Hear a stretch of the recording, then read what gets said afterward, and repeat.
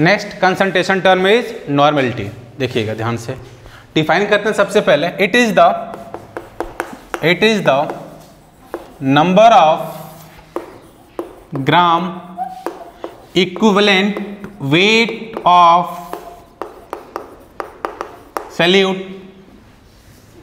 Present in 1 litre of solution. 1 litre solution के अंदर कितना ग्राम इक्विवेलेंट प्रेजेंट है। नॉर्मेलिटी किसे देखते हैं, gram equivalent weight of solute से। तो हमें क्या सीखना पड़ेगा, how to calculate the gram equivalent weight of solute. तो बेसिकली फॉर्मूला क्या बना देखें ध्यान से, normality is equal to number of gram equivalent weight, किसका वेट, सॉल्यूट पार्टिकल का, डिवाइड बाई, किसे डिवाइड करेंगे, वॉल्यूम ऑफ सॉल्यूशन से, which are present in 1 litre. तो बेसिक फॉर्मूला ये है, जैसे मोलरिटी में क्या था, number of mole of solute present in 1 litre of solution. देखिए normality as well as molarity के अंदर, दोनों के अंदर क्या रहा, it is the volume dependent term. दोनों कैसे हो रहे हैं, एक तरह से वॉल्यूम डिपेंडेंट टर्म हो रहे हैं। अब जो टर्म वॉल्यूम डिपेंडेंट होता है हमेशा किस पर डिपेंड करता है, टेम्परेचर के ऊपर डिपेंड करता है। तो normality as well as molarity both are temperature dependent quantity. चलिए आप सीखेंगे कि gram equivalent weight of solute कैसे निकलता है। याद रखिएगा, gram equivalent weight of solute is equal to weight of solute divide by equivalent, equi stand for equivalent weight of solute. जरा सिंबल दे दें इसका, वेट का मतलब W, सॉल्यूट का मतलब 2, इक्विवेलेंट वेट का सिंबल E और 2 का मतलब सॉल्यूट। तो जब भी निकालना हो आपको ग्राम इक्विवेलेंट वेट, कैसे करेंगे, wait of solute divide by equivalent wait. आप इस वैल्यू को यहां रख सकते हैं कि नहीं, आप रख दीजिए जरा। तो नॉर्मेलिटी इज इक्वल टू क्या आ जाएगा, this quantity is called number of gram equivalent which are present in 1 litre of solution. तो बेसिक फॉर्मूला ये आ गया आपका नॉर्मेलिटी का, number of mole of solute present in 1 litre of solution. अगर वॉल्यूम किस में गिवन हो, ml में, तो चेंज कर लेंगे किसके अंदर, लीटर में। आ जाइए, चलिए, if volume is in ml, तो फॉर्मूला क्या हो जाएगा, normality is equal to weight upon में equivalent weight multiply with 1000 present in volume, किस में हो जाएगा, ml में। This is formula of normality.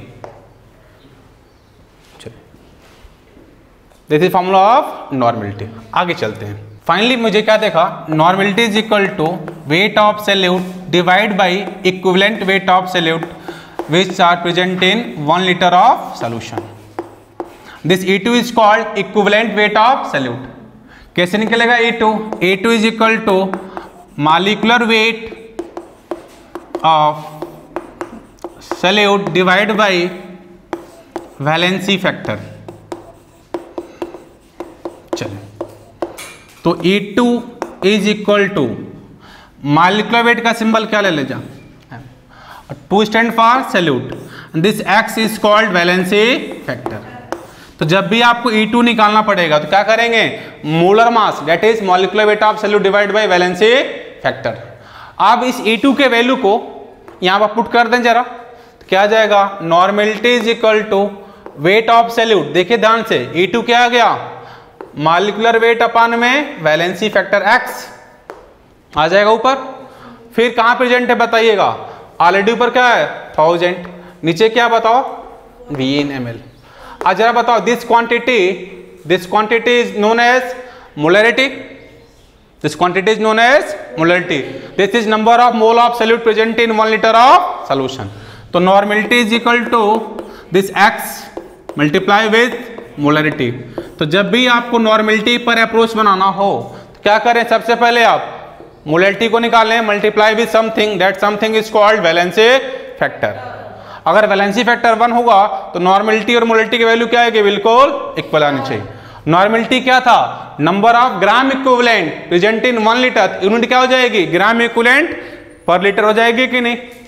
Normality and molality both are temperature dependent because both are volume related quantity. चलिए आप सीखेंगे how to calculate the valency factor. क्या सीखेंगे कि वैलेंसी फैक्टर कैसे निकालते हैं। तो आज सीखेंगे क्या बच्चों, how to calculate the valency factor in different cases. Acid में देखेंगे, बेस में देखेंगे, सॉल्ट में देखेंगे, और कहाँ देख लेंगे, किसी ऑक्सीडाइजिंग एजेंट और रिड्यूसिंग एजेंट के अंदर देख लेंगे, ठीक ना। बट अपने सिलेबस में जब भी लगाओगे टॉपिक सॉल्यूशन का तो किससे काम होगा, एसिड से काम होगा, बेस से काम होगा और सॉल्ट से। बट ये भी देखना जरूरी है in case of oxidising agent और in case of reducing agent what is the valency factor and how to calculate. Okay चलिए, तो सिंपल सा, तो सबसे पहले बात करेंगे 3 के लिए। चलिएगा, acid, base and salt. Acid, base and salt. तो देखो ध्यान से, किसी एसिड के लिए वैलेंसी फैक्टर क्या होता है, number of H+ ion produce. कोई एसिड कितना H+ आयन लिबरेट कर रहा, प्रोड्यूस कर रहा, that number is called valency factor. That number is called valency factor. इससे मतलब नहीं है कि किसी एसिड के पास कितने H+ हैं, इससे मतलब है कि वो एसिड टूटने के बाद कितने H+ आयन को डोनेट कर रहा है, दे रहा है, that number is called valency factor. चलिए समझते हैं इसको। इस एग्जांपल ले लिया मैंने, हाइड्रोक्लोरिक एसिड टूटेगा तो क्या बनाएगा, H+ और Cl-। यहाँ कितना H+ आयन प्रोड्यूस हो रहा बताओ, 1, तो वैलेंसी फैक्टर क्या हो जाएगा, 1। सपोज को लिया आपने नाइट्रिक एसिड, H+ और NO3-1, कितना निकलना है, H1। आपने लिया सल्फ्यूरिक एसिड H2SO4, कितना बनेगा, 2H+ और SO4-1, कितने वैलेंसी फैक्टर आ रहा, 2। आपने लिया H3PO4, क्या बनेगा, 3H+ और P4-3, कितना हो गया, X=3। तो वैलेंसी फैक्टर क्या है कि कोई acid after dissociation, after ionization कितना वो फर्निश कर रहा है H+ आयन को, that number is called valency factor in case of acid. चलिए अब जा देखें, सपोज करें आपके पास H3PO3 है और H3PO2 है। पहला एसिड क्या था, H3PO4, नेक्स्ट वन है H3PO3, फिर क्या है H3PO2। यहां भी क्या दिखाई दे रहा है, 3 दिखाई दे रहा है कि नहीं, लेकिन यहाँ वैलेंसी फैक्टर 3 होने वाला नहीं है, क्योंकि हमने क्या बोला था, आफ्टर डिसोसिएशन कितना H+ आयन फर्निश कर रहा है। टूटेगा तो केवल ये फर्निश करेगा 2H+ और बनाएगा PO3-2। क्या बनाएगा, PO3-2, और साथ में क्या लगा रहेगा, H+ लगा रहेगा। टोटल कितने थे हाइड्रोजन, 3 थे, 2 डिसोसिएट हो गए, 1 डिसोसिएट नहीं हुआ। कितना हो जाएगा वैलेंसी फैक्टर बताओ, यहां पर हो जाएगा 2। ये टूटेगा तो क्या बनाएगा, H+ H2PO3-1, यहां कितना हो जाएगा वैलेंसी फैक्टर, 1। अब ये समझना पड़ेगा कि यहां से हाइड्रोजन तो 3 है, बट यहां 2 क्यों दे रहा है, यहां 1 क्यों दे रहा है, यहां पर 3 क्यों दे रहा है। देखते हैं इसको कैसे समझते हैं डायग्राम के थ्रू। चलें, तो याद रखेंगे इसको इस प्रकार से, हमने बताया भी था आपको, HPO, क्या देखेंगे, HPO। देखें ध्यान से, कितने एलिमेंट हैं, HPO, और ये कोड याद रख लें, 312 313 314। ये X क्या हो जाएगी, वैलेंसी फैक्टर, इसके लिए 1, इसके लिए 2, इसके लिए 3। H stand for hydrogen, P stand for phosphorus, O stand for oxygen. यहाँ क्या लिखा बताओ, 314 लिखा है कि नहीं, देखो 314, इसके लिए कितना आ रहा है वैलेंसी फैक्टर, 3 आ रहा है। यहाँ देख क्या लिखा, 313, कितना आ रहा है वैलेंसी फैक्टर, 2 आ रहा है। यहाँ पर देखें, हो गया, चले क्लियर। तो आप देखेंगे कैसे आ रहा सिस्टम, पहले इसको मेमोराइज कर लेंगे। आ जाइए, वैलेंसी फैक्टर फॉर बेस, तो उसके लिए क्या देखेंगे, देखो ध्यान से, X = number of OH ion is liberated. कोई बेस कितना OH आयन लिबरेट कर रहा है, that OH ion is called valency factor for base.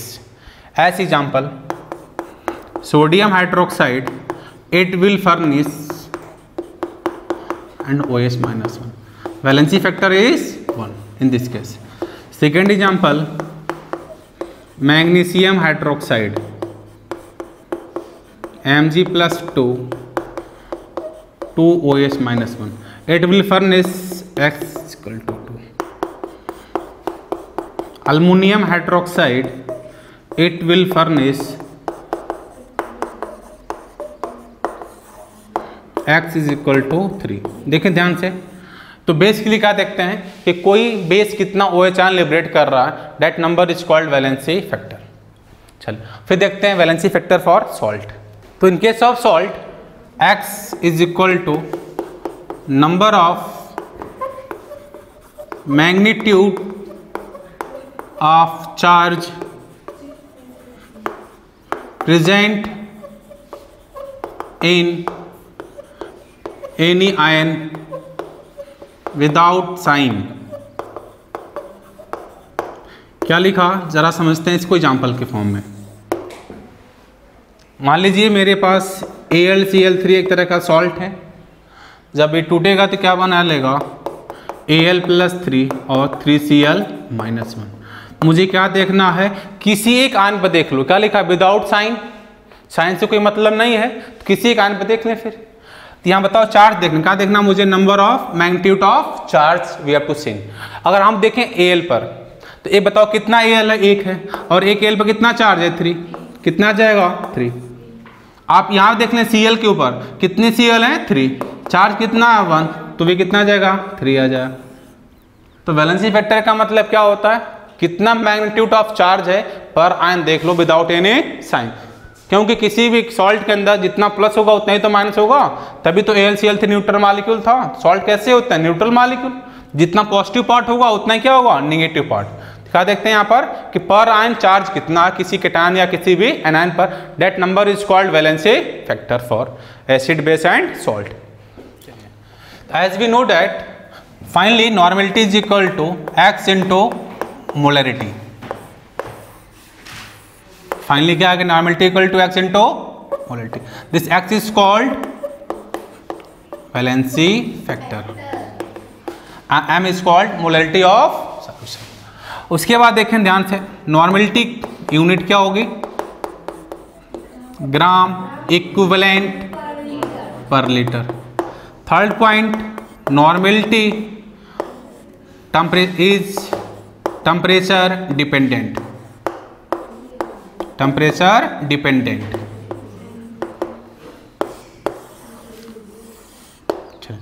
फिर देखेंगे मिक्सिंग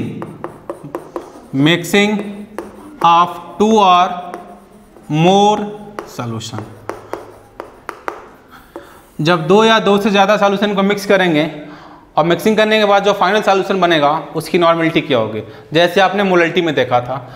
तो एन मिक्सिंग सिमिलर है N1V1 plus N2V2 plus N3V3 divide by total volumes V1 V2 plus V3, that is an mixture similar to the molarity concept.